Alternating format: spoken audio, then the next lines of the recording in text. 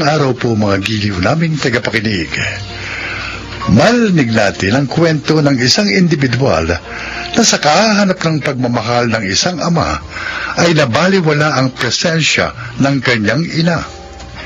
Siya ay si Ara.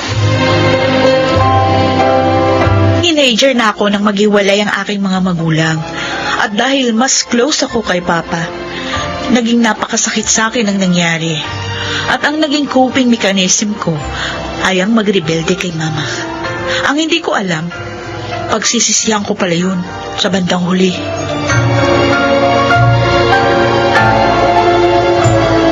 Nasaan na kaya si Ara? 2 araw na siyang hindi umuwi. Mata! Kuya Berto! Naglayas na naman ba si Ara? Oo! Eh kung ganun, siya talaga yata yung nakita ni Aida. Ha? Saan? Saan niya nakita si Ara? Palabas daw ng motel. Ano?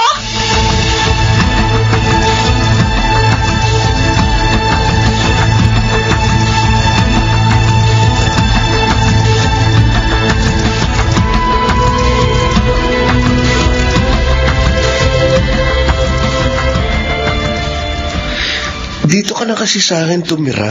Oh, di ba may kasama ka dito sa apartment mo, Marco? Nakakahiya naman kung dito ako matutulog.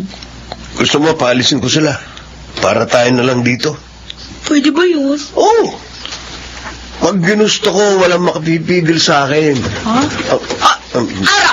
Ma? Mama mo? Lumabas ka rito. Teka ma, ano ba? Ikaw! Sumama ka sa akin! Ako?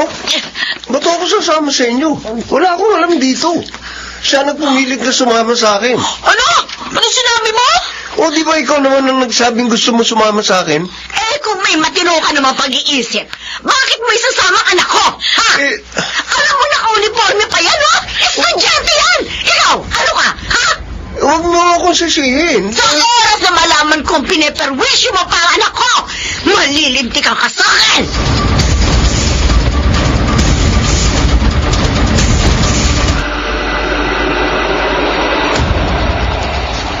Kailan ka ba titino, Ara? Ha? Mula na maghiwalay kami ng papa mo, puro na lang sakit ang ulo ang dinadala mo sa akin. Ilan na bang lalaki yan sa mga nakarelasyon mo, ha? Sama ka ng sama sa kung kaninong lalaki. Wala ka na ba talagang pakialam sa sarili mo? Sa buhay mo? Sa ginabukasan mo? Ara! Pagod na ako sa'yo! Ay, di babayaan mo na ako. Aba! Sobra ka na ako! Sige, saktalin mo pa ako. Saktalin mo pa ako. Sige. Kung napapagod ka na sa akin, bigay mo na lang ako kay Papa. Dahil sa kanya, mas gusto ko pa doon si Mama, hindi sa'yo. Hindi! Ay, Diyos ko! Hindi ko na alam ang gagawin ko sa anak kong ito! Mababaliw na yata ako!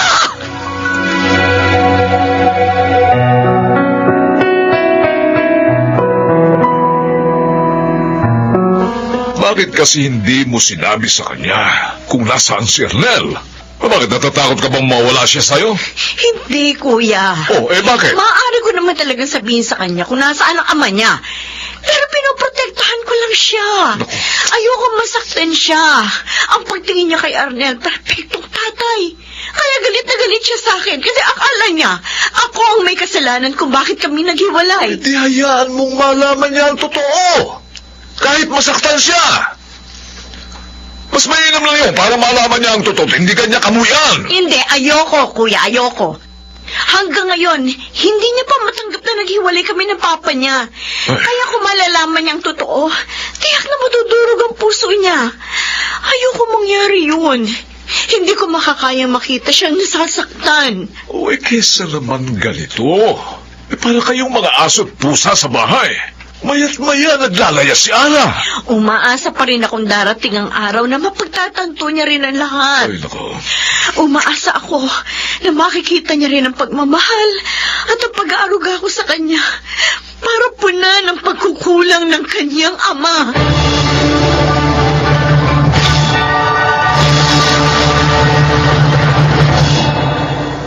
Oh, ba't nandito ka na naman?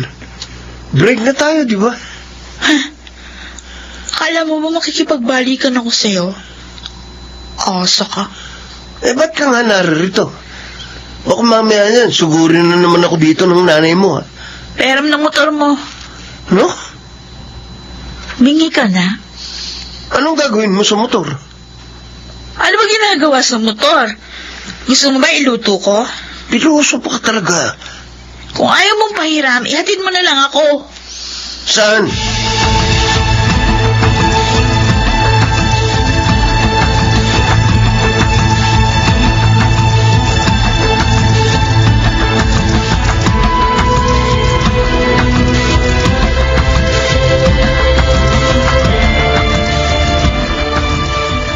Anong oras ka uuwi mamaya? Agahan mo ha, birthday ng bunso natin. Oo, ilang ulit mo na ako ni-remind tungkol dyan. Siyempre, kasi makakalimutin ka. Sige, alis na ako. Magluto ka ng paborito ko, ha? Oo. Pa! Ha? Sino tinatawag niya? Ikaw yata. Sa'yo siya nakatingin eh.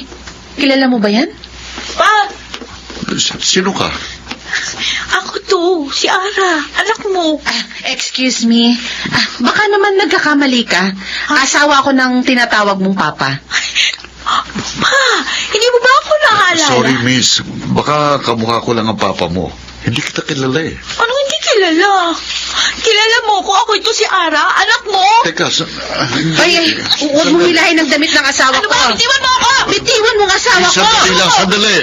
Huwag kang may skandalo rito. Nakakaya, oh. Nakakahiya? Kinakahiya mo ko? Sorry, miss. Kung may hinahanap ka man, pasensya ka na, pero hindi ako yon. Pasensya na, ha? Hindi akong papa mo.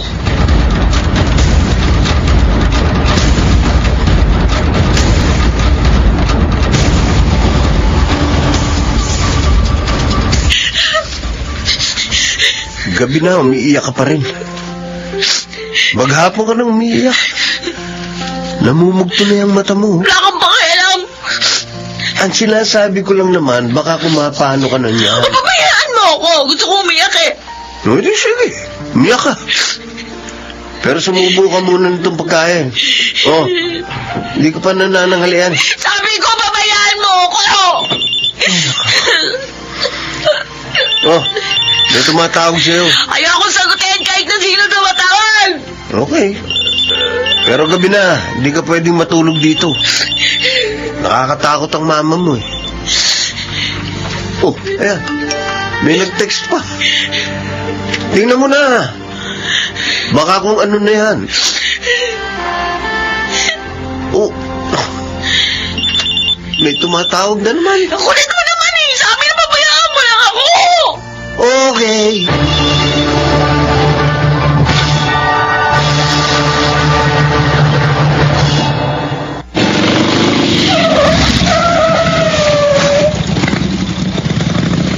Oh, mama na. Baka makita na naman ako ng mama mo. Oh, Uncle Berto?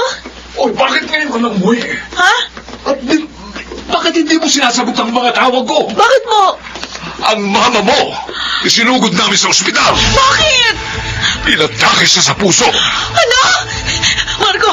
Marco, dali! Bakit? Dali mo na yung motor. Ihatid mo ako sa ospital. oo, sige. Sakay na.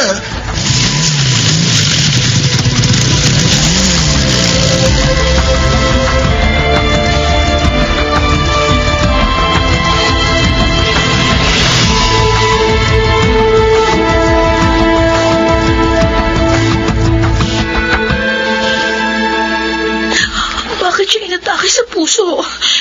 May sakit ba sa puso si Mama? Aba? Uncle? Inooperahan pa ba ang mama mo? Opo. Saan ka ba kasi nanggaling? Hinanap ko si Papa. Nakita mo siya? Oo. Oh, ngayon. Alam mo na kung bakit hindi sa'yo sinasabi ng mama mo kung nasaan siya. Di pa rin. Bakit ba, Uncle? Tsaka, bakit tinatanggi ako ni Papa? Ayaw sana itong sabihin sa'yo ng mama mo. Dahil tiyak na masasaktan ka. Pero panahon na siguro para malaman mo. Ang alin? Kasal na ang papa mo nang makilala niya ang mama mo. Ano? Hindi niya sinabi sa iyong mama ang totoo. Kaya nagkaroon sila ng relasyon. Pero nagtaka ang iyong mama dahil ayaw siyang pakasalan ni Arnel. Noon na siya nagsimulang magduda. Kaya nang malaman niya ang totoo, nakipaghiwalay siya sa papa mo. Hindi alam ng asawa ni Arnel na nagkaroon siya ng ibang karelasyon. Kaya nakiusap siya sa mama mo na huwag sasabihin sa iyo kung nasaan sila. Ano? Mahal na mahal ka ng mama mo, Ara. Ayaw kanyang masaktan.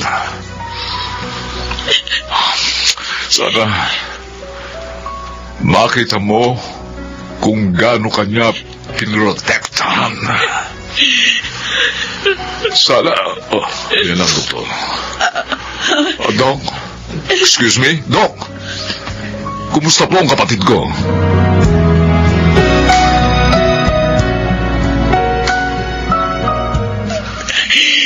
Ma, I'm sorry.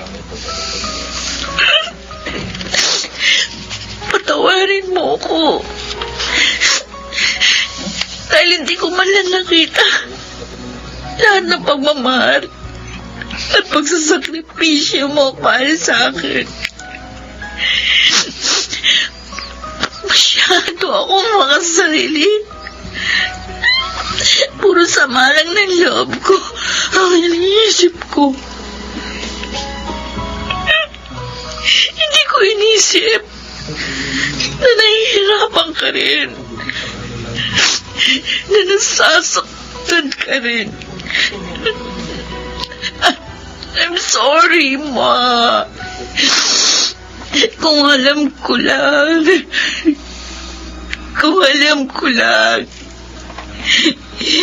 Sana sinamantala ko ang mga panahon kasama kita para maiparamdam sa iyong mahal kita.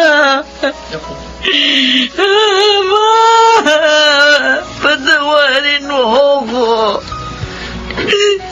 Patawarin mo ako. Ara, Uncle, si Mama. Wala na Mama ko. Mama na ako. Hindi niyo na maririnig ang paghingi ko ng tawad. sinabi ko na naman sa'yo, Ara. Mahal na mahal ka ng mama mo. Hindi siya nagtatanim ng sama ng loob sa'yo. Nauunawaan ka niya. Ma! Mahal na mahal kita! Patawarin mo ako!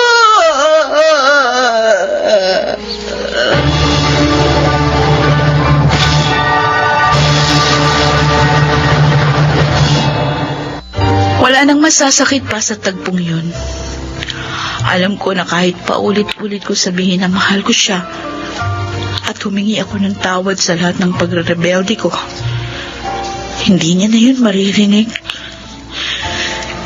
Matagal bago ko natanggap ang lahat. Pero tama si Uncle. Mahal ako ni Mama. At alam kong nauunawaan niya ako. Pero nanghihinayang ako sa mga panahong lumipas na hindi man lang ako nagkaroon ng pagkakataon na masuklian ng pagmamahal niya sa akin.